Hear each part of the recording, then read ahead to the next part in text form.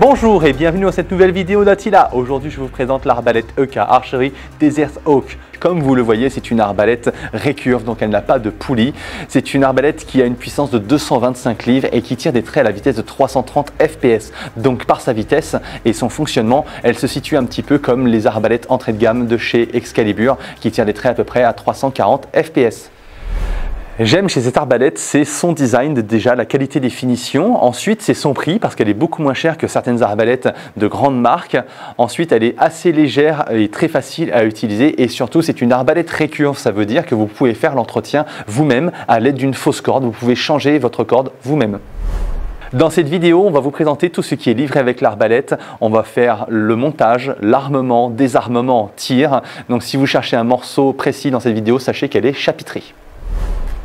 Voici donc comment se présente l'arbalète quand vous la déballez, que vous la recevez. Vous avez le corps de l'arbalète ici, vous avez l'avant de l'arbalète avec la corde préinstallée, vous avez une sangle ici qui va venir se fixer à l'avant et à l'arrière de l'arbalète, vous avez la notice en anglais, mais à savoir que nous avons traduit la notice directement pour le fabricant, donc vous pouvez retrouver cette notice en français directement sur la fiche produit de l'arbalète sur notre site ou aussi sur le site de EK Archery.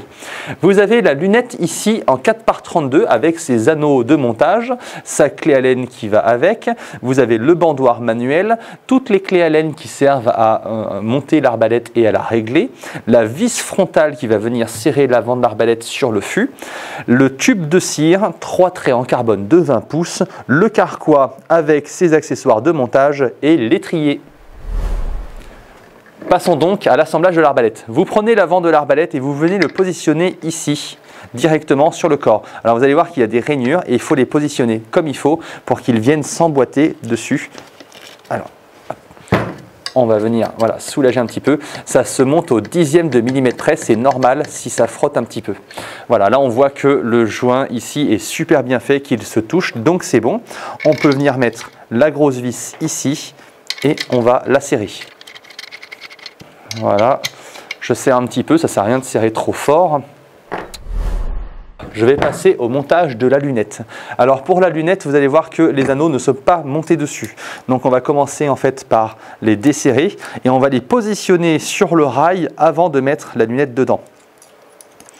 Hop, alors je vais mettre comme ceci, parce qu'en fait tout simplement vous avez ici l'espacement entre les crans n'est pas toujours le même. Donc vous pouvez positionner un premier anneau ici.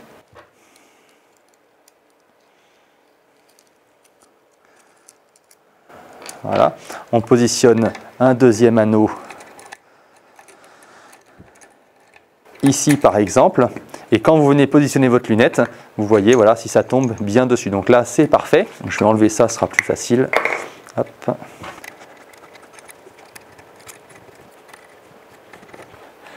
Voilà, maintenant que j'ai approché toutes mes vis, je peux vérifier mon serrage.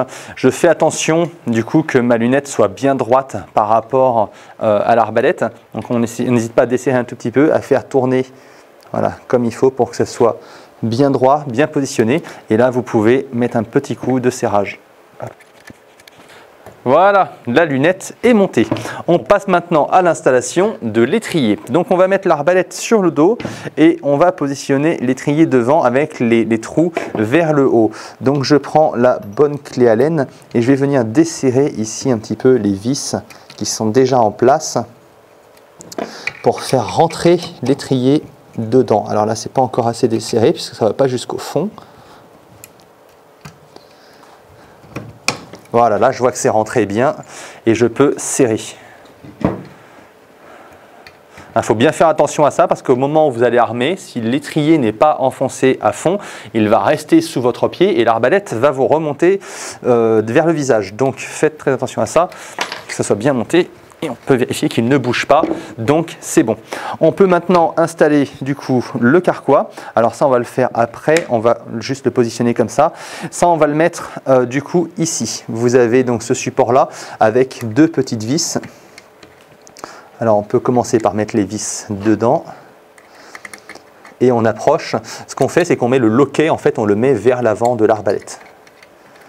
Maintenant qu'on a installé le support du carquois, on va pouvoir visser cette partie-là. Mais cette partie-là, en fait, on peut la retourner parce que ça dépend si vous êtes gaucher ou droitier. Alors moi qui suis droitier, j'ai l'arbalète à ma droite, donc je vais vouloir avoir les traits, les plumes du côté droit de l'arbalète. Donc je le retourne et ça va être voilà, dans ce sens-là, puisque ça va venir s'emboîter ici, comme ça. Donc là, on est bon. Je peux lui mettre les deux petites vis à l'intérieur et je les serre. Voilà, je positionne mon carquois et je le verrouille. Je peux positionner un trait dedans si je veux. On va installer la sangle aussi. Donc, pour cela, il suffit de dévisser un petit peu ici. Vous poussez pour que ça s'écarte. Voilà. Et vous le faites rentrer gentiment comme ça. Et on resserre après. Voilà. Idem à l'arrière.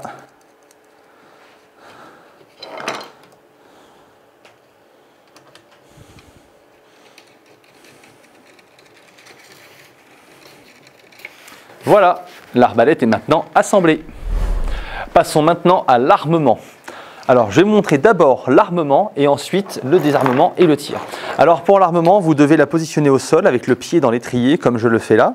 Vous passez le milieu de la corde par l'arrière de l'arbalète. Vous attrapez la corde avec les crochets.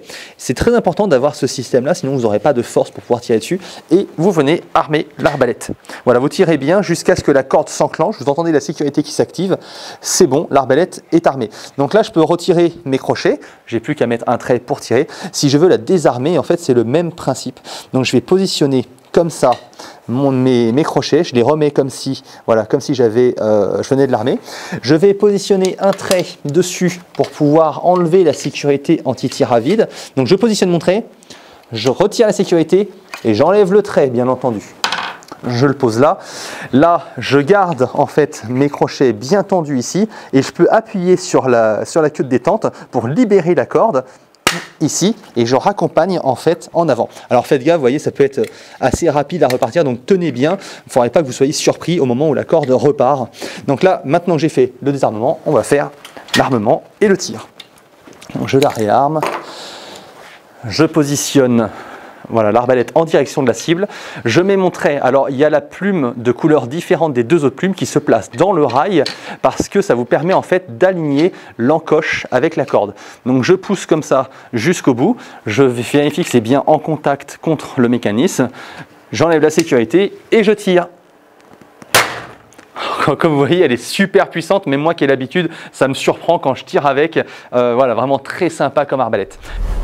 Parlons maintenant de l'entretien. Comme toute arbalète, vous devez cirer le rail tous les 5 à 10 tirs. Donc vous ouvrez le bouchon, vous pouvez faire tourner comme pour un rouge à lèvres et vous allez déposer une légère pellicule sur le rail ici et vous cirez un petit peu la corde pour qu'elle reste souple. Concernant la loi, vous n'avez pas le droit de chasser à l'arbalète en France et il faut être majeur pour pouvoir acheter une arbalète. Si jamais vous voulez la transporter, vous devez la neutraliser, c'est-à-dire que vous pouvez utiliser soit un verrou de pontet, soit vous pouvez démonter l'arbalète en dévissant la grosse vis BTR ici et faites attention à ne pas perdre la petite rondelle. Cette vidéo est maintenant terminée, j'espère qu'elle vous a plu. En tout cas, moi j'ai apprécié utiliser cette arbalète. N'hésitez pas à vous abonner à la chaîne, à liker cette vidéo. Si vous avez des questions, vous pouvez les poster en commentaire ou nous envoyer un mail sur contact@attila.com. Je vous remercie et je vous dis à bientôt sur Attila.